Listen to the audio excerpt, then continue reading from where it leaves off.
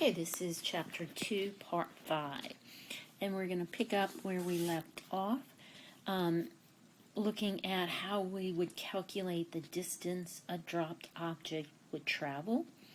So the formula we would want to use for this situation is d equals 1/2 gt squared.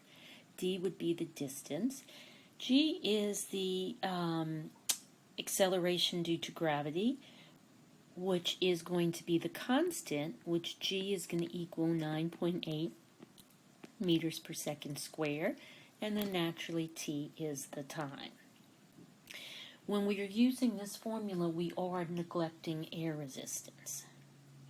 So if we look at first worked out example you have in your PowerPoint, we have a ball that's dropped from a tall building, and you want to know how far does the ball drop in 1.5 seconds. Well, g is a constant, it's not going to change. So even though you're not given that in the problem, you're technically given that. T is the time, 1.5 seconds.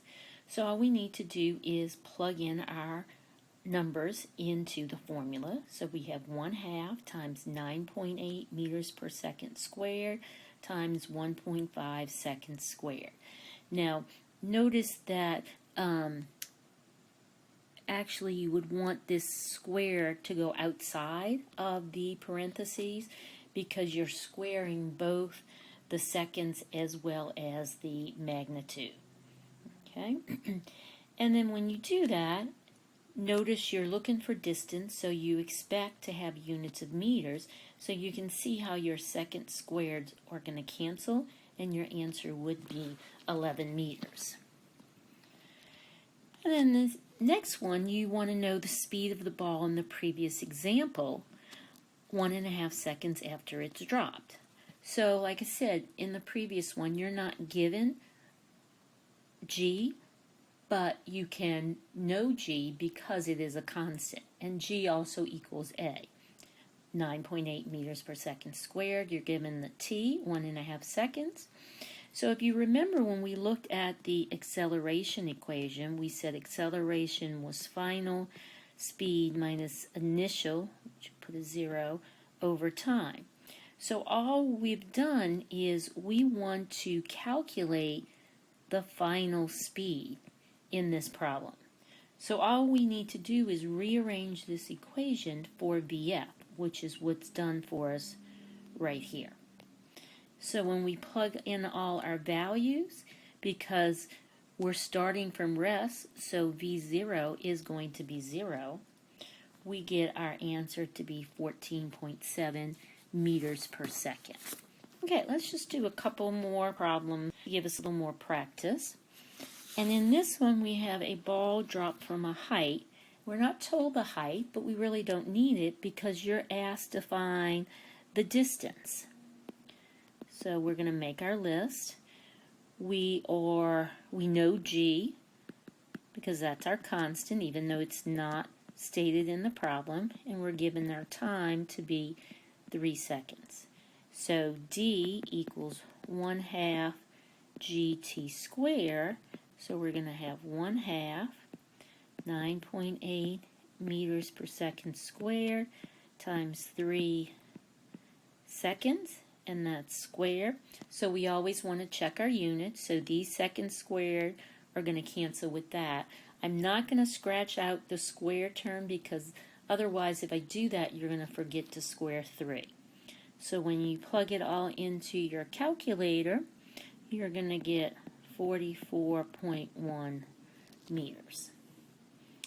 Okay, and then the next one, we have this object that's dropped with no initial velocity above the surface of planet Big Alpha, and it falls 13.5 meters. So we know our distance is 13.5 meters.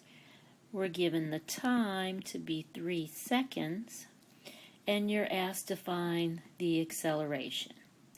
Well, acceleration is the same as g.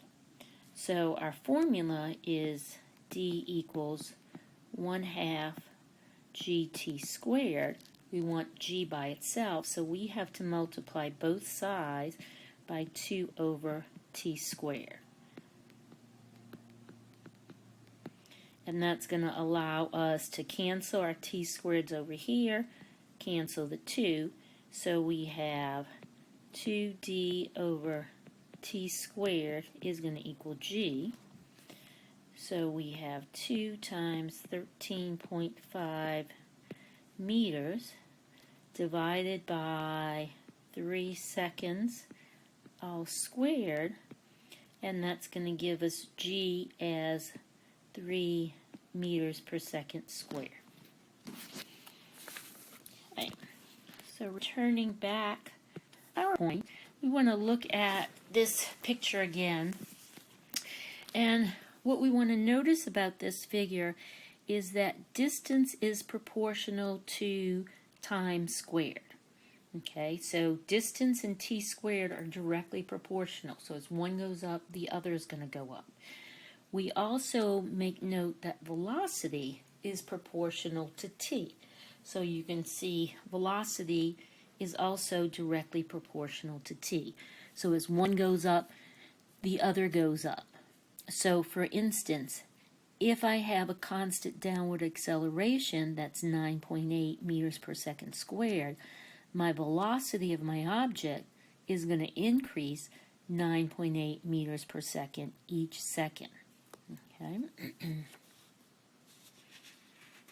And then you can see when we compare a graph of v proportional to time or d proportional to time squared, you get a pretty much a straight line for velocity, and you get that parabola shape for the squared quantity.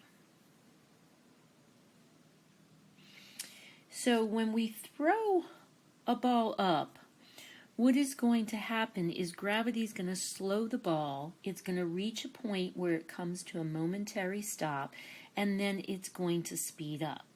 So what you notice here, notice how my velocity vectors are getting smaller as they approach the top. Once they're on the downward part, my velocity vectors get longer as they approach the ground.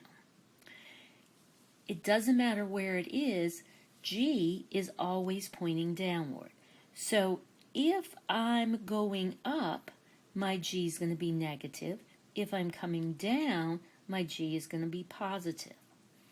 Also notice that your ball is returning to the starting point with the same speed it initially had.